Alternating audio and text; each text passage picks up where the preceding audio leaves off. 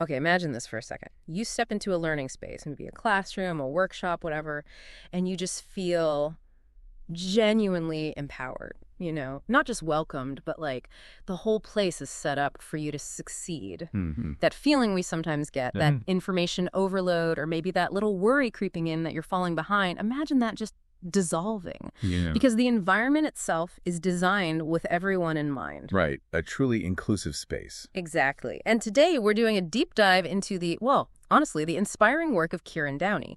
He's a construction lecturer based down in southwest Scotland. Ah, okay. Construction. Interesting context. It really is. And he's not just talking about this ideal learning environment. He's actually, building it brick by brick, you could say, right there in his classroom. So practical application, not just theory. Absolutely. And our mission with this deep dive, it's really about transforming how we think about education. We want to explore how these seemingly small but really thoughtful changes rooted in Downey's own experience, his practical know-how, how they can create these huge shifts. Monumental shifts. Yeah, monumental shifts in how every learner engages, how they thrive, and fundamentally how they feel like they belong. And what's so striking, I think, about Kieran Downey's approach is how his own journey, his practical grounding, it informs this really universal philosophy. Universal, yeah. He moves way beyond those, let's be honest, outdated ideas of special needs or needing extra support for just a few learners. Right, the labels. Exactly. Instead, his focus is squarely on designing the learning environment, the practices themselves, so they inherently support the whole spectrum of learners. Everyone. So it's baked in from the start. Precisely. It's about making sure the very fabric of the learning process is inclusive, not just adding accommodations later as an afterthought. That's a key difference. It really is. He's showing us that true inclusion means proactively taking down barriers for everyone, creating an environment where nobody feels singled out and where ultimately everyone benefits. It becomes, as you said, a practice that genuinely suits all. A practice that suits all. I like that. Okay, let's get into part one. The foundation of true inclusion beyond the buzzwords. Right. Because for ages, vocational education, especially in FE, further education settings, it's kind of battled this perception, hasn't it? Oh, definitely. Like it's plan B or, the second chance route. Yeah, that stigma. And that, unfortunately, it just feeds this hierarchy, this subtle idea that academic learning is somehow better than practical learning. Which is nonsense, of course. Total nonsense. It fuels this deficit-based model where we end up categorizing learners by what we think they can't do or their perceived abilities instead of seeing their potential, their diverse strengths. Looking for the gaps instead of the strengths. Exactly. But Downey's work, and he draws on people like Florian and Spratt here, it just flips that whole script. It really challenges it. Yeah. They make this critical point. Just giving someone access to education, letting them in the door, that doesn't automatically mean they're going to participate meaningfully or feel valued for who they are. Access isn't inclusion. That's a crucial point Florian makes. Right. It forces us to really think again, doesn't it, about who we even mean when we say learner and what support actually looks like if we're serious about inclusion. And if you broaden the lens, look globally, these international comparisons are so telling. They make it crystal clear that policy, writing things down, it's just not enough for real inclusion without that deep cultural and structural change within the institutions. Policies on paper versus reality on the ground. Exactly. Downey's work really hits this home. He shows inclusion isn't a tick box exercise. Yeah. It's not just a policy document you file away. No. It demands a complete rethink.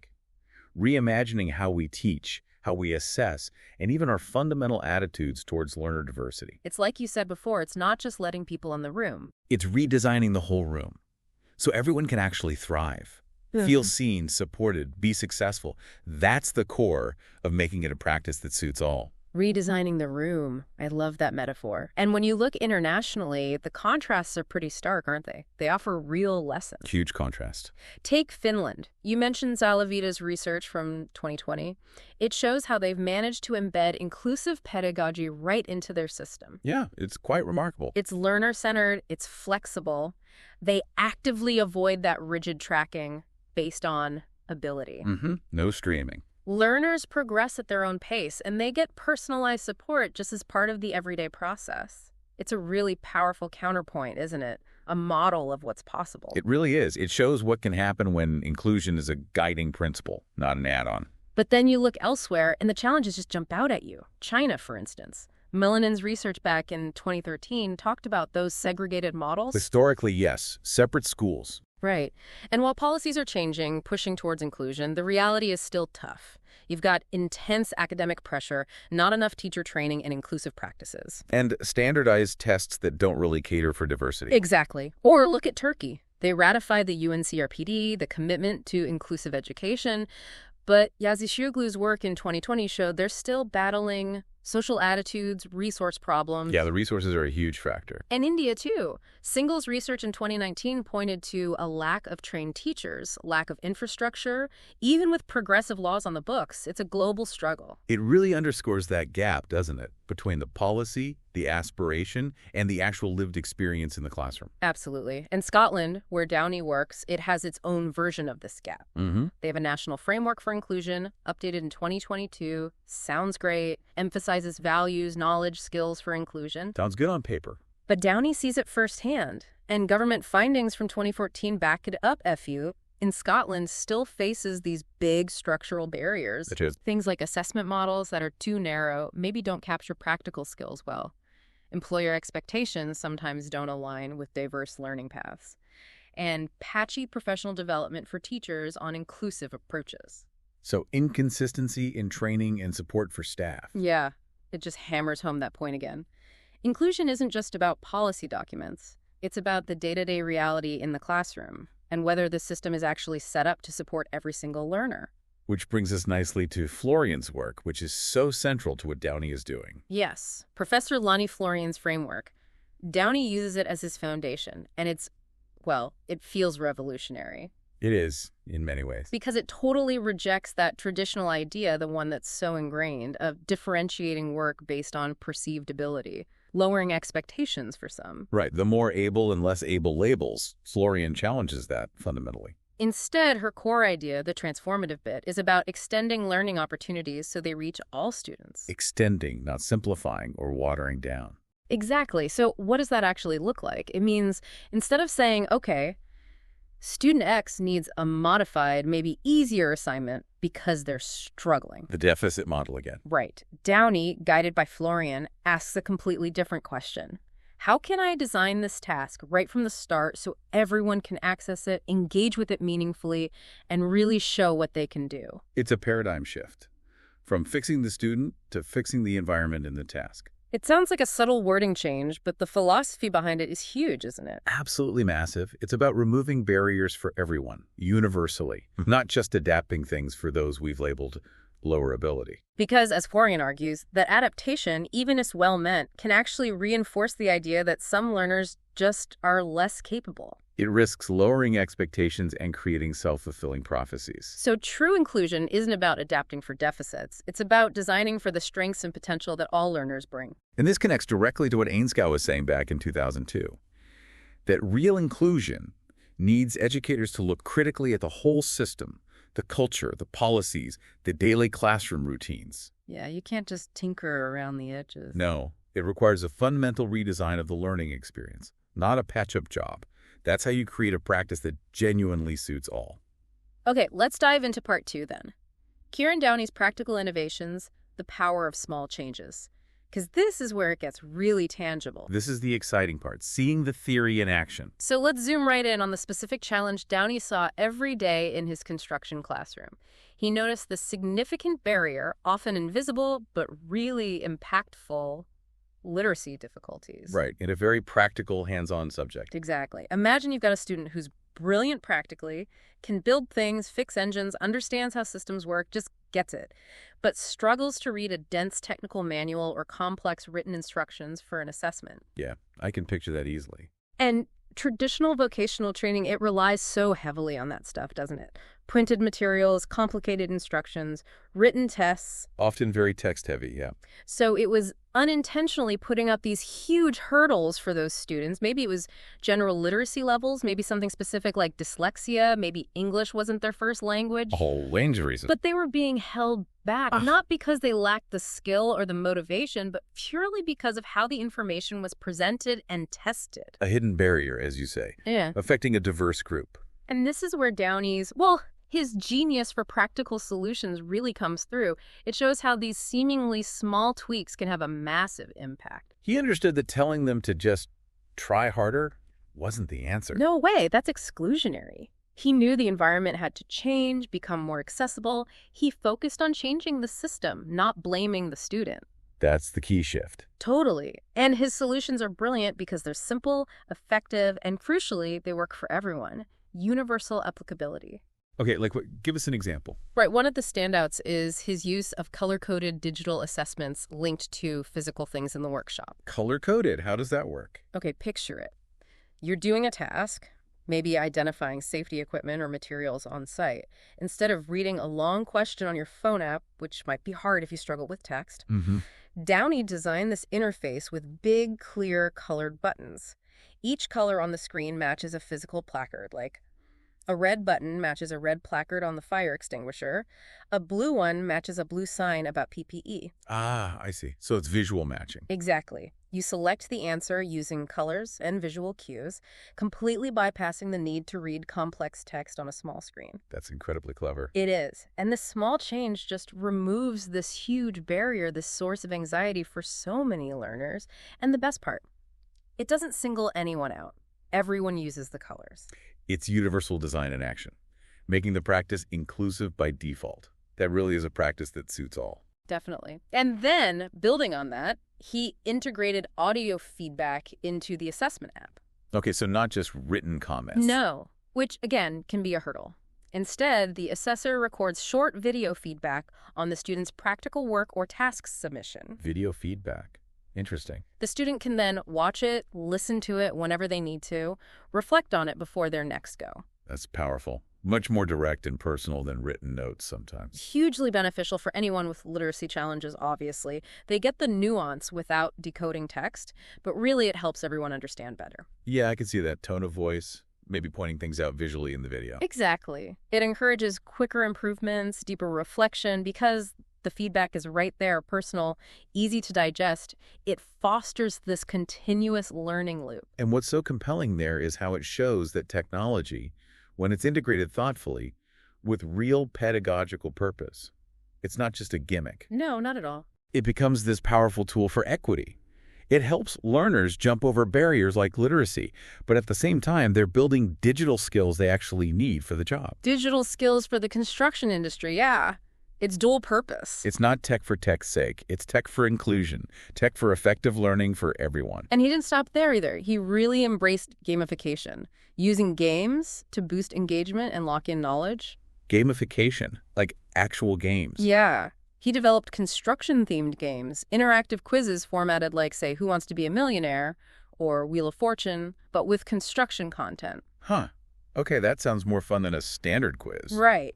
But it's not just about fun, although that helps. There's solid research behind it. Hamari and others showed in 2014 that gamified learning boosts motivation and outcomes. Learning through play, essentially. Kind of, and it aligns with Universal Design for Learning Principles, UDL, that people like Meyer advocated for in 2014, offering different ways to engage people. Makes sense. Lowers the pressure, maybe. Builds confidence. Definitely builds confidence. Makes learning feel less like a chore, more like a challenge you want to beat. Again, it's designing a practice that suits all learning styles and motivations. And looking forward, his plans are just as innovative. He's working on animated demonstrations you can access with QR codes. Animated demos. Tell me more. So imagine you're faced with a tricky, practical task, assembling something complex using a new tool. You scan a QR code nearby, and up pops a short animation on your phone, a clear, step-by-step visual guide, maybe with audio instructions too. Wow. That would be amazing for visual learners, or just anyone needing a quick refresher. Exactly. Learning support right when and where you need it in an accessible format. He's also developing digital portfolios. Ah, moving beyond just written reports. Yeah, letting learners show their progress creatively, using multimedia photos of their work, short videos explaining a process, voice notes reflecting on challenges, even sketches. That sounds much more authentic to practical work. It really does. And it ties into Black & Williams' Assessment for Learning Ideas from 2005, focusing on the ongoing journey, the progression, not just a final grade, sharing what you know in a way that works for you. It's about capturing the learning process, not just the end product. So when you put it all together, what does it mean?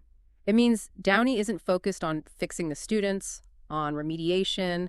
His whole approach is about redesigning the learning experience itself. Shifting the focus from the learner's perceived deficit to the environment's limitations. Precisely. He's not just patching things up for a few. He's proactively upgrading the whole system to be more accessible, more engaging, more effective for every single person in that room. Designing for all right from the start. That's it, ensuring everyone can access, engage, and excel without feeling singled out or hitting those hidden walls. That's where the real magic is. But it raises that critical question again, doesn't it? How do we ensure technology is actually driving inclusion, not just a shiny add-on? Yeah. Downey's practice gives us a powerful answer.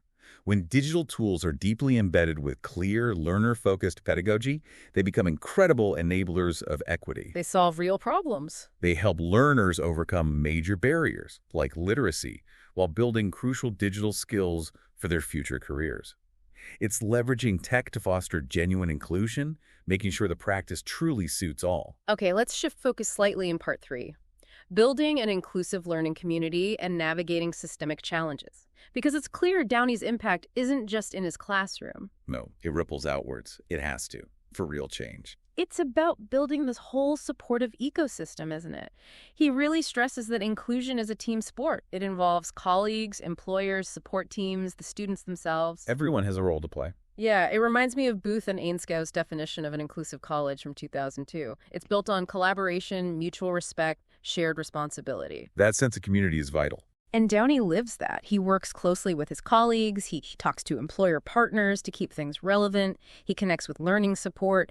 He makes sure learners have this whole network around them. Breaking down those silos that can often exist in institutions. Exactly. And what I found really insightful, quite inspiring actually, was his own experience using critical learning buddies. Critical learning buddies, what are those? He teamed up with lecturers from other colleges, one up in Northeast Scotland, another in the Central Belt, for peer collaboration. Ah, okay. Getting an outside perspective. Yeah. He said it gave him invaluable insights, kept him motivated with his own studies, and offered fresh eyes on his teaching, a real challenge function. That makes sense. It's easy to get stuck in your own bubble. Totally. And it's such a great example, isn't it? That model of shared learning, challenging assumptions among peers. It perfectly mirrors the inclusive environment he wants for his students. It shows inclusion is this ongoing, reflective, collaborative journey for educators, too. Absolutely. And implementing these inclusive practices successfully, it really depends on balancing the enablers against the barriers, doesn't it? Yeah, it's not always smooth sailing. On the enabler side, policy support is important. Things in Scotland like the Developing the Young Workforce Initiative from 2014 or the Funding Council's Widening Access push from 2016. They create a helpful backdrop. They set the direction, signal the importance. Right. They encourage colleges to adopt more inclusive approaches, align with skills needs, that kind of thing. But policy alone isn't enough, as we said. No. The pedagogical adaptations Downey is using those digital tools, the gamification, the real-world problem-solving. Those are the critical enablers within the classroom. The practical stuff we talked about. Exactly. And the research backs this up. Hamari on gamification, Meyer on UDL providing varied engagement. And it's not just the tools, it's the social dynamic, too. How people interact. Yeah. Researchers like Matsougoris, Florian, Rouse, they've shown how mixed ability groups and cooperative learning build confidence, foster peer support, and actively challenge those old deficit assumptions. So it's the tools and the classroom culture. Precisely. It's all these enablers working together that let Downey's small changes have such a big impact, transforming the practice so it suits all. But there are always barriers, right? Despite the enablers, despite Downey's commitment, challenges remain. Always. Implementing widespread change is tough. And one big one, in his specific context, is still that baseline low literacy and increasingly digital literacy. Right, particularly in vocational areas like construction. The Scottish government flagged it in 2021. Many learners are practically skilled but struggle with the reading, writing, and sometimes the digital skills needed for the course materials or tools. Even the best digital tool isn't helpful if you can't use it confidently. Someone pointed that out in 2017. Basic digital competency is key. Yeah. And Downey tackled that head on, didn't he? He built in specific digital literacy training right at the start in induction week for the new session. That's smart. Scaffolding that support from day one. Making sure the tech itself isn't another hurdle. But the onus can't just be on the learners or a few innovators like Downey. There's the issue of staff resistance, isn't there? And maybe a lack of really good CPD, continuous professional development. That's a huge factor. Traditional ways of teaching are often deeply ingrained. Hard habits to break. Yeah, and reluctance can come from different places. Lack of training in inclusive methods, like Florian and Spratt noted, or genuine worries about workload learning new tech takes time, as Mari's team mentioned. Or just skepticism, maybe? Thinking the old ways worked fine. That too. Which is why Downey really pushes for systemic CPD. Not just tick box training, but stuff that encourages reflection, experimentation, and critically is championed by the college leadership. Leadership buy-in is key. Absolutely. Without that, scaling up is incredibly difficult. And then there's the perennial issue, funding. Yes. Money. Inconsistent funding, short-term pots of cash. They really limit how scalable or sustainable these initiatives can be, don't they? Hugely. Florian argued back in 2013 that proper, sustainable inclusion needs predictable, long-term investment. Investment in what specifically? Things like the right assistive tech, software licenses that don't expire next year, enough support staff for learners and for helping educators implement these changes. The infrastructure behind the innovation. Exactly. And many colleges, as the Scottish government confirmed in 2021, struggle to get that consistent backing. Yeah. Good ideas can just fizzle out without it. So frustrating. And there's one more barrier, maybe a bit more subtle, the difficulty in actually measuring the impact of these approaches. Yes, that's a tricky one. Traditional metrics grades, pass rates, they don't always capture the full picture, do they? No. How do you easily measure increased confidence? Or better engagement? Or improved problem-solving skills developed through a game? Exactly. It's hard to quantify. And as Hamari and Selin noted, if the system primarily values what's easily measurable, these innovative approaches that focus on broader skills or engagement can struggle to get recognition or sustain support. Even if they're making a massive difference to the learner's experience. Right. The system isn't always set up to value those kinds of outcomes adequately. So all these factors, it really raises that question, doesn't it? Even with the best intentions, the best policies, the best innovators like Downey, how do you actually bridge that gap between the aspiration of inclusion and the reality on the ground? It's the million-dollar question. Downey's own experience shows that while the vision is clear, the path is littered with these complex systemic challenges. It takes more than one person. Oh, absolutely. It needs coordinated effort, funding bodies, college leaders, educators, support staff, all pulling in the same direction. It requires real cultural shifts. It's a testament to his resilience that he keeps pushing. It really is. And what shines through all of this, what really elevates Downey's work for me, is his ethical compass. Yes. The ethics are fundamental. It's not just an add-on for him. It's woven into the very design of everything he does. Those innovations, the colors, the video feedback, they're intentionally universal. Designed not to single anyone out. Exactly, not to stigmatize learners who might need extra support. The design ensures all learners benefit equally. It fosters that shared sense of capability, of belonging. Which aligns perfectly with ethical guidelines like BERISE or the GTCS standards for teachers in Scotland. Social justice, dignity, integrity. Absolutely. He makes sure things like informed consent are clear. Learners know what the tools are for, why they're used, and they can choose to use them or not, upholding their dignity, their autonomy. And data privacy too, presumably. Totally. Learner data from the apps is kept secure on the college's Moodle platform, fully GDPR compliant, following all the rules. And he embodies that professional duty to speak up if any issues arise, any unintended consequences. Vigilance and responsibility. It's proper inclusion by design, isn't it? With respect and dignity right at the heart of it. Creating that practice that truly suits all, ethically and effectively. Beautifully put. Okay, let's move into part 4. Evaluating impact and the road ahead. Because Downey isn't just innovating, he's constantly checking if it works. Right. The evaluation piece is crucial. Not just doing cool stuff, but knowing if it makes a difference. He's not just crossing his fingers. He has this structured way of evaluating observation, reflection, and getting direct feedback. What does that look like in practice? Well, for instance, using Moodle, the online platform, to store video recordings of learner feedback. So he can go back and analyze it. Yes, analyze student responses, but also reflect on his own feedback methods. How does he phrase things? Was it clear? It helps him fine-tune his approach constantly. Reflective practice in action. Totally. And maybe even more impressive is his monthly QR code system. QR code for feedback. How did that work? Simple, but effective. At the end of the month, he gives learners a QR code. They scan it. It takes them to an anonymous online form. Anonymous, that's key. Absolutely. They can give honest feedback on his teaching, on the new activities, the games, the tools. It's direct insight into what's engaging them, where the barriers might still be. Following action research principles, like McNiff talked about, gather data, reflect, act. Exactly. It creates this powerful, ongoing feedback loop.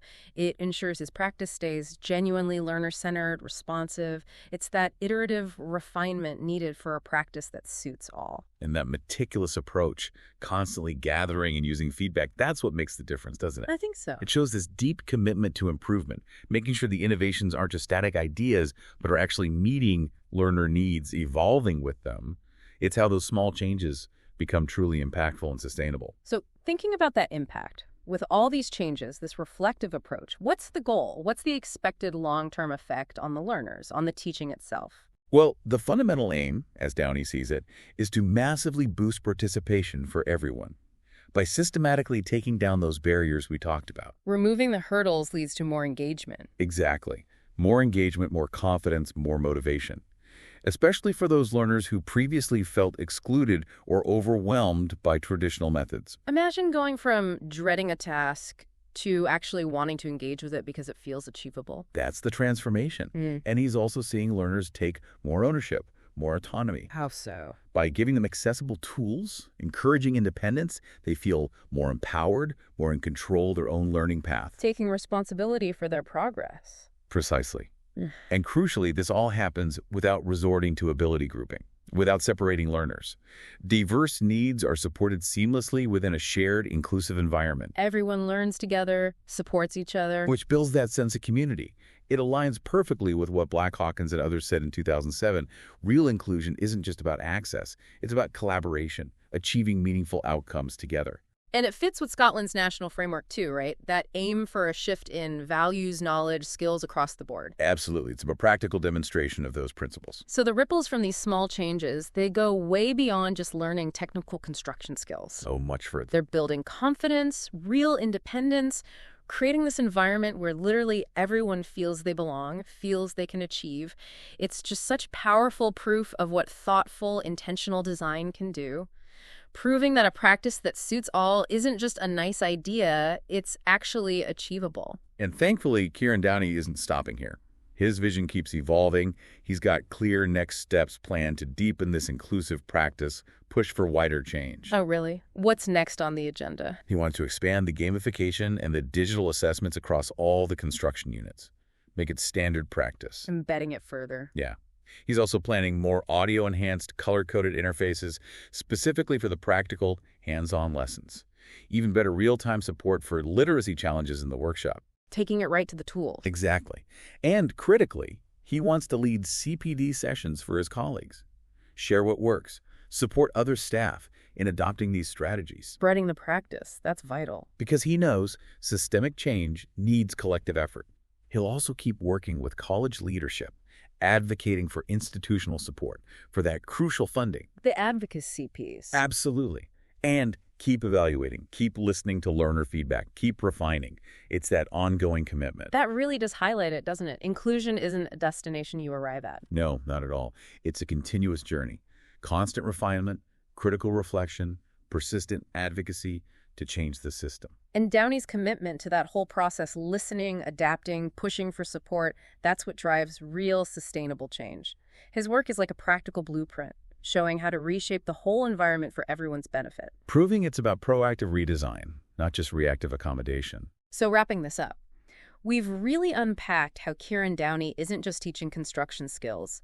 He's actually, in a very real way, constructing this whole new model of inclusive education. A more compassionate model, yeah. We've seen how genuine inclusion in FE needs more than just policy. It needs that real systemic change.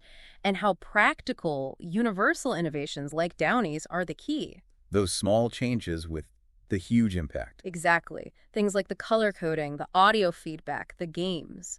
They benefit all learners. They remove barriers, build confidence, and crucially, they do it without making anyone feel different or singled out. The universality is key. It's such a powerful reminder, isn't it, that sometimes the biggest impact comes from those small, thoughtful, universally designed adjustments. What an incredible deep dive this has been. It really has. Yeah. And it leaves us, and hopefully you listening, with a really important question to think about. If these fundamental shifts, these transformative changes in teaching, can happen in a setting like construction, which we might think of as quite traditional or practical, where else could these principles of universal design and inclusive practice make a huge difference? Beyond education. Yeah. Think about our workplaces, public spaces, how we run meetings, how information is shared. How could we all benefit from rethinking our environments? That's a big question. It is. Maybe consider, what hidden barriers might you be unintentionally reinforcing in your own world, professionally or personally? What seemingly small but universal change could you make that might open up possibilities, foster a greater sense of belonging for absolutely everyone?